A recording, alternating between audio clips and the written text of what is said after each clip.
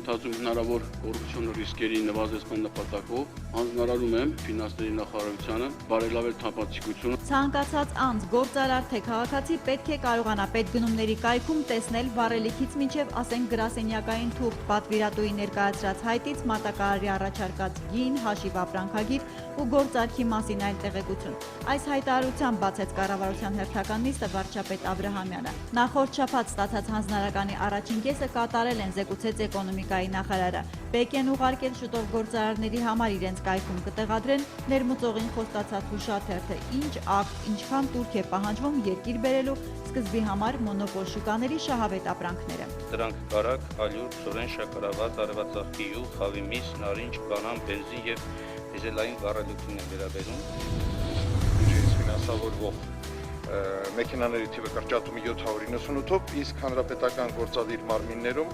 այդ մեքենաների թիվը, կրճատվող մեքենաների թիվը 137 է։ Միայն այս շաբաթ լրացուցիչ 30 ծառայողական է կրճատվել, ավտոպարկի պակասելն ինչքան փող կխնայի, բյուջե 2016 ու 17-ը այս կամ այն գերատեսչության համար քանի մեքենա են նախատեսել, հաշվարկներն արդեն կառավարության սեղանին են։ Օրակարգային 4 տասնյակից ավելի հարցերի շարքում գործադիրը նախատեսել էր, բայց հավերյալ քննարկման նպատակով վերջին պահին հետաձգեց չինովնիկների հայտարարագիր ներկայացնելուց խուսափելը քրեականացնող արդարադատության նախարարի բերած առաջարկը։ Նիստից դուրս Բաքում դարձյալ քաղցրաշենի հողագործներն էին։ Եկել էին վարչապետին իմաց տալու, վինարը նորից խաբեց, մթերած պտղի փողը մինչև այսօր չի տվել։ Մեր գումարն է պահանջում։ Նոյեմբերյան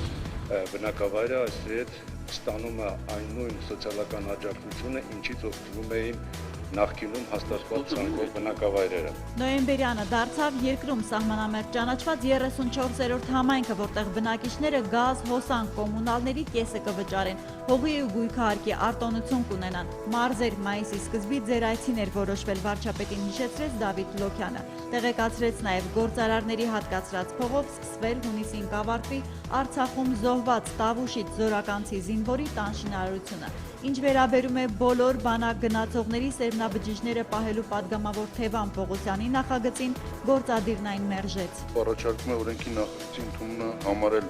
ոչ նպատակահարմար։ Համայնքները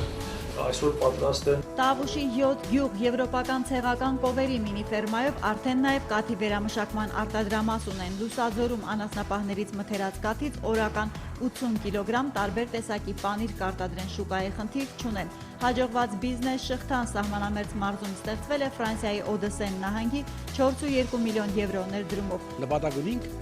ավելի եւս զարգացնելու այս ծրագիրը, թե անասնապահության ուղղությամբ, թե բդղատու ծառերու ուղղությամբ, թե շուրի մատարագարման ուղղությամբ։